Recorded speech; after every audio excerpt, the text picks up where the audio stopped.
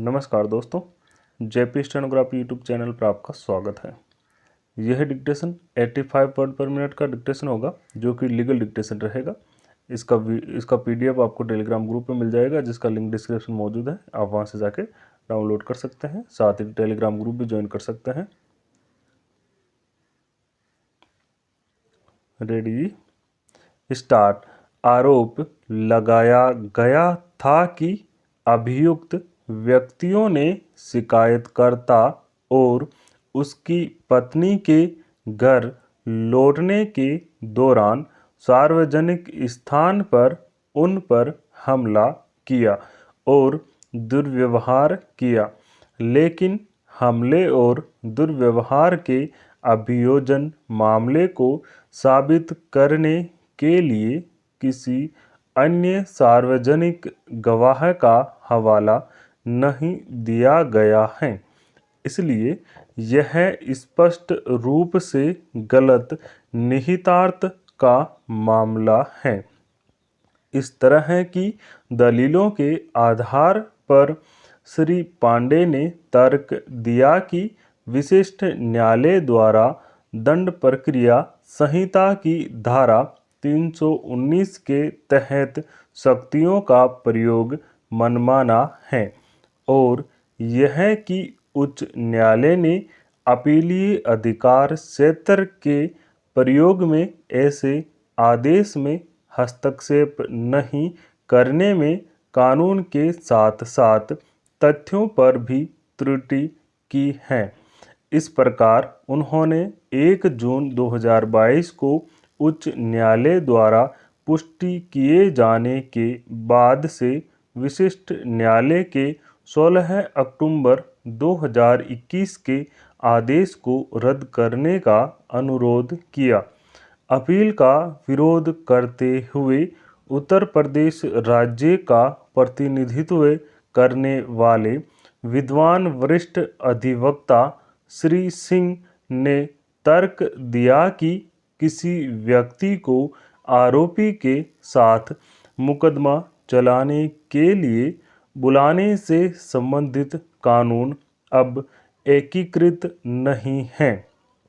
उन्होंने इस न्यायालय के संविधान पीठ के फैसले हरदीप सिंह बनाम पंजाब राज्य बनाम 2014 3 SCC 92 की ओर हमारा ध्यान आकर्षित किया एवं इस निर्णय के पैराग्राफ संख्या 117.4 एवं 117.6 का अवलंब लिया। यह उनका तर्क था कि विशिष्ट न्यायालय ने शिकायतकर्ता और उसकी पत्नी द्वारा प्रस्तुत मौखिक साक्ष्य पर विधिवत विचार किया और अपीलकर्ता को दंड प्रक्रिया संहिता की धारा 319 के तहत तलब किया। इस प्रकार इस तरह का आदेश किसी भी अवैधता से ग्रस्त नहीं है या बहुत अवैधता है। उन्होंने यह भी तर्क दिया कि अपीलकर्ता द्वारा आक्षेपित आदेश को अपास्त करने के लिए जिन बिंदुओं का आग्रह किया है वे ऐसे बिंदु हैं जिन पर वह विशिष्ट न्यायालय के समक्ष बचाव में आग्रह कर सकते हैं।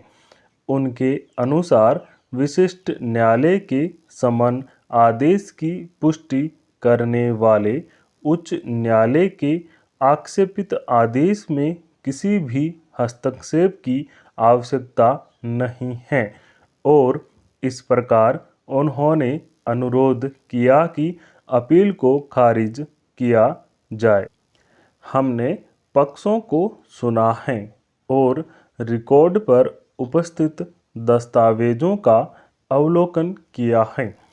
प्रतिद्वंदी दावों पर उचित विचार करने के बाद हमारा विचार है कि अपीलकर्ता की ओर से आग्रह किए गए प्रत्येक बिंदु पर विचार करते समय हमारी किसी भी अभिव्यक्ति के परिणाम स्वरूप पूर्वाग्रह हो सकता है और इस तरह एक निष्पक्ष सुनवाई में बाधा आ सकती है।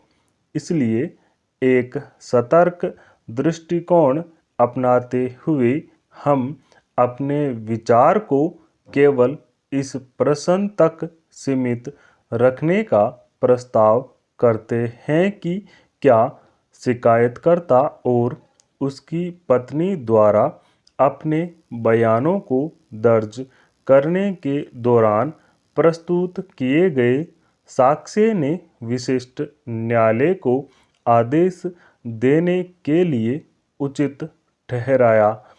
CRPC की धारा 319 के तहत जो एक विवेकाधीन शक्ति की परिकल्पना करता है, न्यायालय को किसी भी ऐसे व्यक्ति के खिलाफ मुकदमा चलाने का अधिकार देता है जिसे आरोपी के रूप में नहीं दिखाया गया है या उसका उल्लेख नहीं किया गया है।